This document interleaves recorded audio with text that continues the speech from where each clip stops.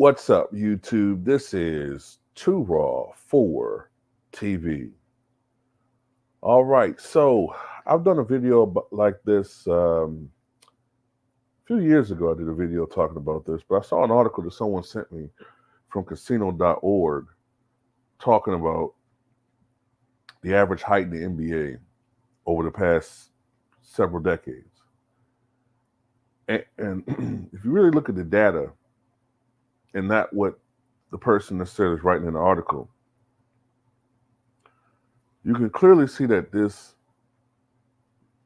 drum that they constantly beat in the media, this drum of bigger, faster, stronger. You hear television, sports uh, pundits always saying this. The NBA, these guys are so much bigger, faster, and stronger. The players in the '60s were, you know, I'm not gonna say the word on here, but the M word for small people.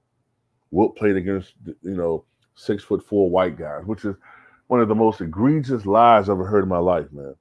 Just lying at that point, right? Just talking to be talking.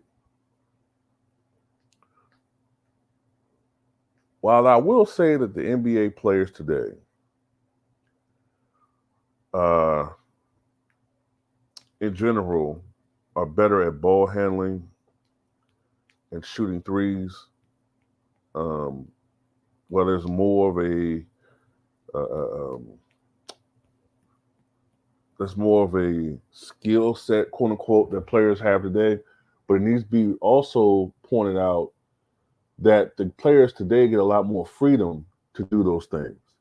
Whereas even just 20 years ago, a lot of the things these guys are doing, what we call for traveling, what we call for palming violations and double dribbles, and they don't call it anymore. Even though you clearly see that they're doing it, but they just choose not to call it. And the game wasn't as emphasized on three-point shooting. So there's always a little bit of a caveat to that too. But let's just go with that. The players today are more quote-unquote skilled. Are they faster? I can't tell that. Because honestly, I've always said that from watching basketball, the most athletic era was actually the late 90s and 2000s. Why? Because the spacing wasn't as great. And to be effective offensively, it was more of a need to have a quick first step, to be explosive, to make up for it. Because you didn't have all these shooters on every team. Think about it. On Allen Iverson's teams, right, in the 2000s, were there really a lot of shooters on that team? Did Allen really have another guy that could just knock down shots? The one guy that I remember him playing with that was a knockdown shooter like that from outside was Kyle Korver. Tony Kukoc could score, but he wasn't a shooter on the range of Kyle Korver's level, excuse me. And remember, if I remember correctly, the Sixers traded Tony Kukoc to Atlanta.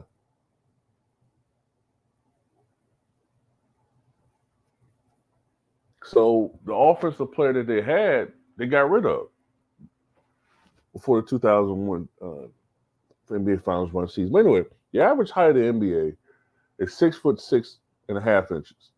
That's the average height. At least that's what the article says. All right. 6'6.5", rounded up to 6'7". You know what the average height of the NBA was 20 years ago? 6'7". You know what the average height of the NBA was 20 years before that? 1982, 1983, 84. 6'7". Let's go to 73, 74. 6'6". Let's go to the earliest years. 51, 52. 6'4". Okay. So that's the first year that they tracked that stat. So in 70 plus years, the average height of the NBA player went up really less than 3 inches because they're rounding. It's 6'6.5", but they round up to 6'7". This was around 1951, 52. I think it was a little over 6'4". So really, it's gone up 2.5 inches in 70 years. That's the average height of a player. If I'm not mistaken, back then the average center was 6'8.5". Today it's 6'10 1/3". That's not a massive difference. That's not a huge difference. When Wilt Chamberlain was in his prime, let's go 1965, right? The average player was 6'6". The average center was 6'10 1/3".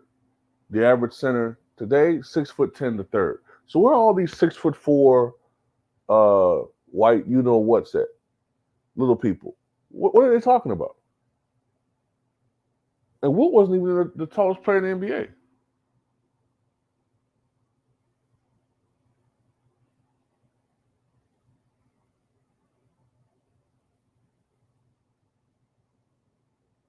He wasn't even the tallest player. I think his name was Swede something.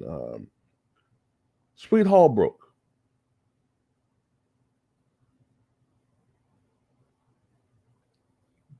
He was 7'3". So you had a guy 7'3" playing in the NBA in 1960, but they want to tell you that everybody was 6'4" little people. Bill Russell was 6'9", but the way that they measure players today, for the most part, they measure them in shoes.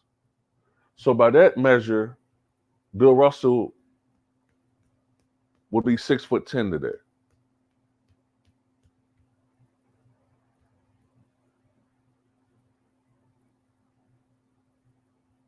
Now today's players stronger. Well, to be honest with you, I don't know about that. I don't really think that's true because what position really merits and really requires strength, right? The big man, boxing out, rebounding. You know what I'm saying? It's you're in the trenches then, so it helps to be stronger when you're in the post. But guess what? We don't really have post play today. Everything's pushed out the perimeter, and as we all know, building muscle and working out has a tendency to hinder your shooting. If you notice, most of the worst free throw shooters in the history of the NBA have been strong guys. I'm not saying every person that's extremely strong is a bad free throw shooter. But usually, when you look at the worst free throw shooters, they're guys that are pretty damn strong. Wilt Chamberlain, Shaquille O'Neal, Ben Wallace. Drummond was horrible, but he's gotten better. What's the old boy name? Can't think of his name right now. Chris Dudley. He was strong. There's definitely a pattern there when it comes to big men and increased strength and shooting. Even Michael Jordan, if you look at the stats, when he put on muscle, it affected his free throw shooting a little bit. He still was a great free throw shooter, but when he was like a damn near stick figure, he was 85, 86% from the line. When he got stronger, he was around 82, 83%. So he still was great, but there was a slight erosion there. So these guys don't really stay in the gym and work out like that. That's why I have my suspicions about some of these people walking around in the NBA older and, got bodies that you can usually see in a guy that's 25 or 22. But hey, that's another video for another day.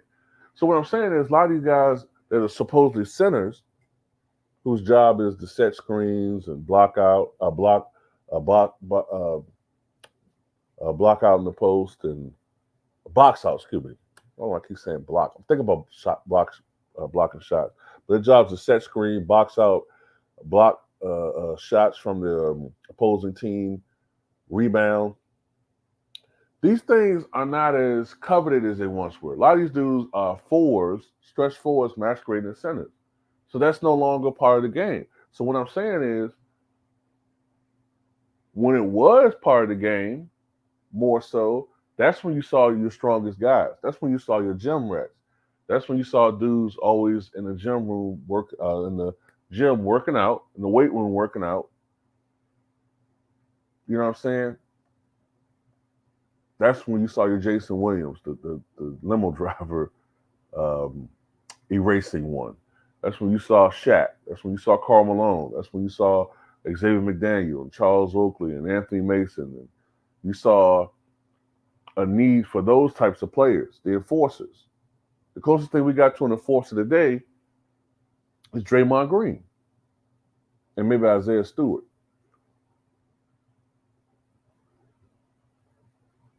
But, and even that the biggest players in NBA history, George Mirasan, Manute Bol, that's yesteryear. Sean Bradley. Okay, look, the tallest players today are what? The tallest players today are Victor Wembanyama and Boban, right? Boban Marjan, whatever his name is. 7'4". That's very, very tall. But since I've been watching basketball, we've had taller players. George Mirasan, Manute Bol, both 7'7". Sean Bradley, 7'6". Yao Ming, 7'5". You know what I'm saying? Rick Smith was 7'4". We've had guys who were taller than that. That dude used to play for the Kings, I can't think of his name. He was 7'5". You know what I'm saying? We've had guys who were of comparable height. Arvydas Sabonis, 7'3". So, you know, Ralph Sampson, 7'4". So this is not something that's new. This bigger, faster, stronger line, it's a lie. If anything, players have gotten smaller over the past 10 years because there's more of a focus on perimeter play. And the biggest year in NBA history was 1987. But I thought they said that the NBA was smaller then. Even if you're talking about weight, right? Even if you're talking about weight, the average player last year was 6'6.5" and 216. Well, in 2011, the average height was 6'7" and 223. In 2008, 6'7", 220.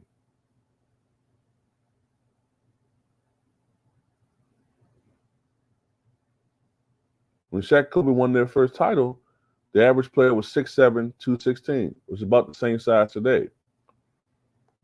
When the Bulls won their first championship, 6'7", 209, which is comparable today. So it's all a lie, man. It's all a lie to push an agenda for players of today. And to be honest with you, the average height of the NBA player has been around the same since 1963-64, 6'6". No, 1962-63, excuse me, 6'6". So in 60 years, we fluctuated between 6'6" and 6'7". 60 years. Meanwhile, the average height of the American male has increased about 1.5 inches from about 5'8" in 1960, I think it was, to 5'9.5" today. So you've seen a 1.5 inch gain in the average height of the average male, but the average NBA player has been roughly about the same. The average point guard is about 6'2". The average shooting guard is about 6'4.5". The average small forward, I think, is around 6'6". The average point guard is 6'8", and the average center is 6'10". Very tall, but it's been about the same for decades. So it's a lie. So that's all I got to say about that. Tell me what you guys think.